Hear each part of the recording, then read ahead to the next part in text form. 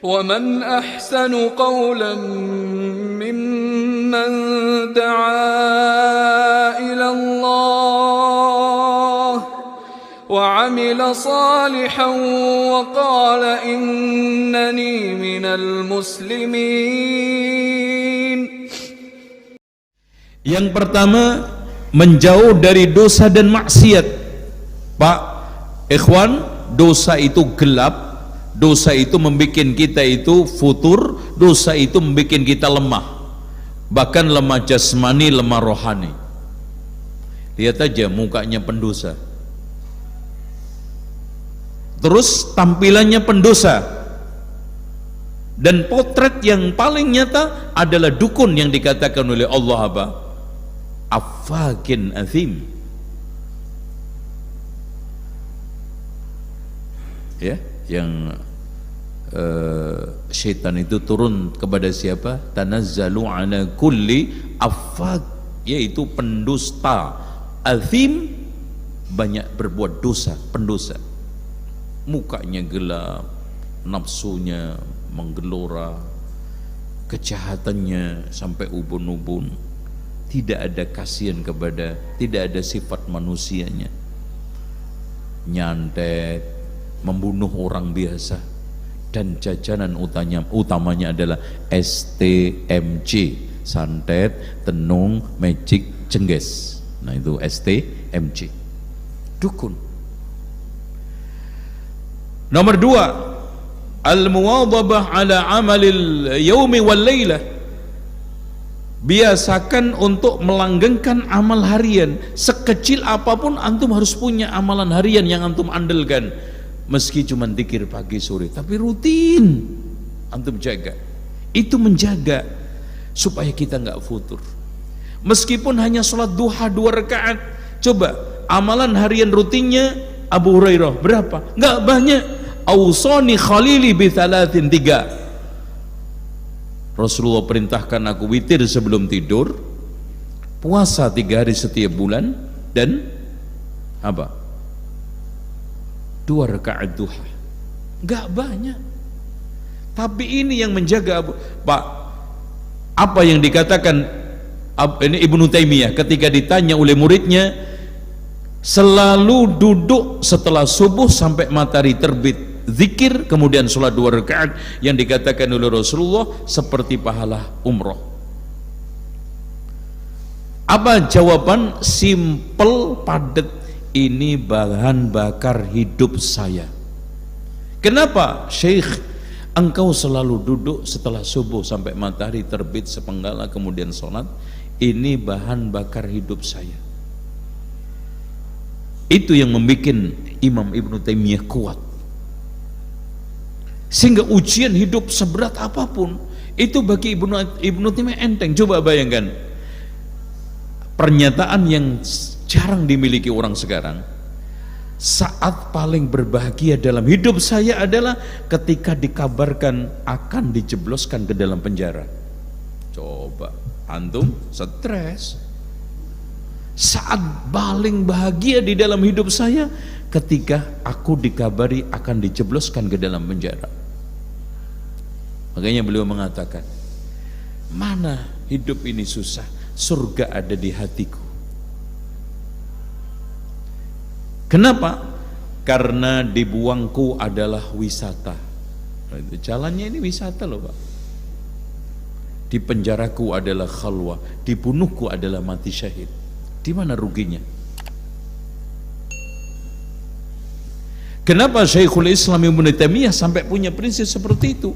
Karena ketergantungan terhadap yang rendah, yaitu dunia, sudah nggak ada. Semuanya melangit dan dia sudah menjadi makhluk langit. Nah kita ini kan bumi semua nih, naik susah.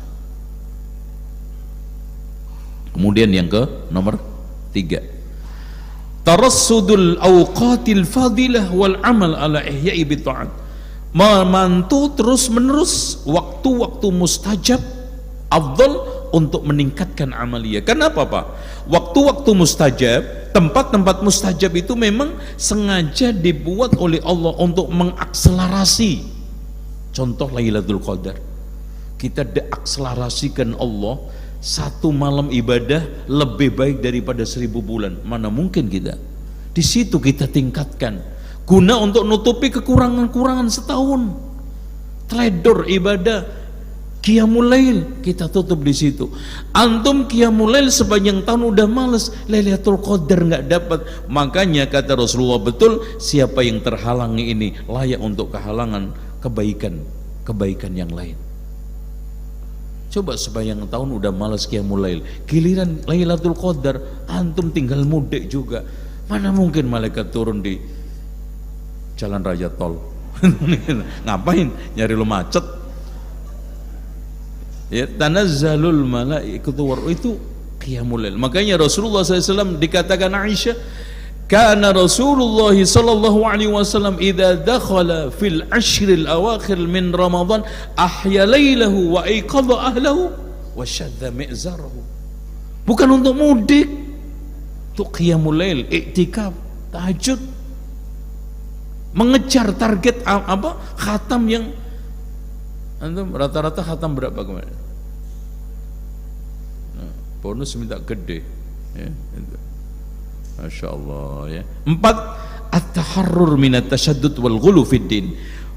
Bersikap untuk tidak tasyaddud. Makanya Islam dikenal agama wasatiyah. Tawassut itu apa? Beragama, beribadah sewajarnya. Itu maknanya tawassut. Makna yang paling aplikatif, tawassut itu berislam sewajarnya. Coba, wajarnya orang mukmin sholat itu gimana sih, Pak? Wajarnya orang mukmin sekarang ini puasa gimana sih? Nggak wajar kalau sekarang ini antum puasa nggak pernah buka. Nggak wajar juga antum nggak pernah puasa sama sekali. Nggak wajar antum tiap hari cuman sholat, nggak pernah kerja, nggak pernah cari maisha. Tapi nggak wajar juga antum sekarang ini dunia dan dunia terus. Innallaha yubghidu kulla ja'barin jawad. Allah itu benci orang yang dungu lagi kasar, sakhabin bil aswaq, suka teriak tidak di pasar karena ilmunya rendah, akhlaknya jeblok, kencengnya di pasar tok. Jifanin bil laili, bangkai pada waktu malam hari, nggak pernah itu adanya tahajud. Wahimarin bin nahar, keledai di siang hari, kerjaannya pagi siang sore ngusung kurma, kalau nggak gandum, kalau nggak apa? Kismis. Keledai, nggak ada keledai yang dengar azan, apalagi ada keledai azan. Oh, masya Allah, keren banget tuh. Ada orang yang mentalnya ya mendingan kedelai, ini keledai.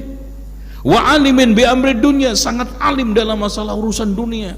Wah, apa aja fasih kalau ditanya tentang masalah investasi, bisnis, usaha. Wa jahilin bi amril akhirah, sangat bodoh dalam masalah urusan akhirat. Sampai tanya, Pak, sholat Jumat hari apa?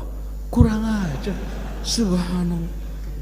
Kayak sekalian aja itu ada, masya Allah, cerita salah seorang, ya biasalah, kalau lagi panen nyari suara kan datang ke pesantren-pesantren.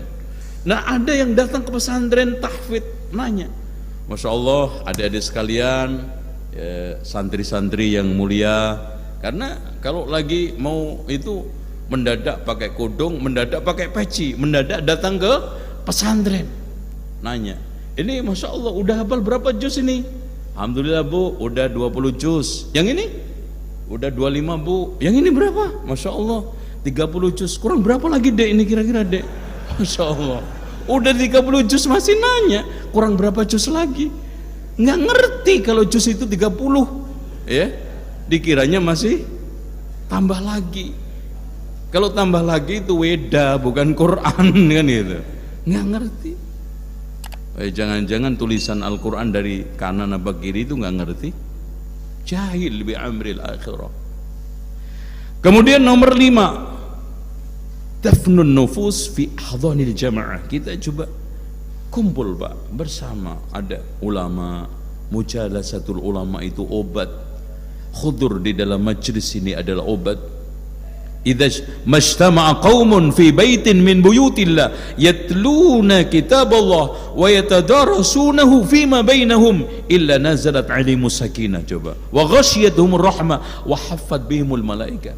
Majlis, Jangan ngurung aja di rumah. Nah, nomor 6, al-intiba ila sunanillah, sadar terhadap sunnatullah.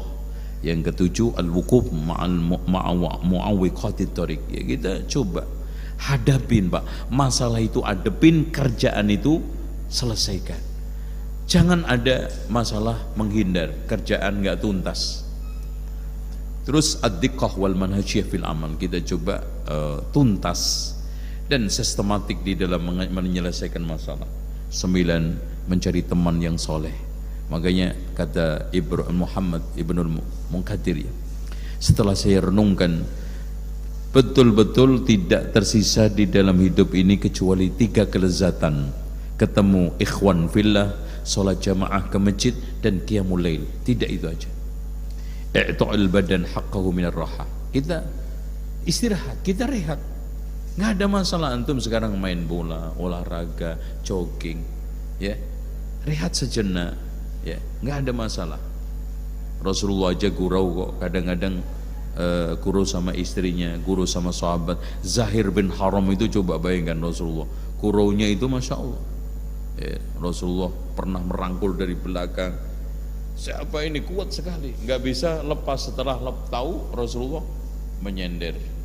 Rasulullah pun gurau, siapa yang mau beli budak ini? Padahal bukan budak, karena orangnya orang Badui. Apa kata beliau? Mana mungkin ya Rasulullah saya laku jelek begini, tapi kamu mahal di hadapan Allah. Masya Allah.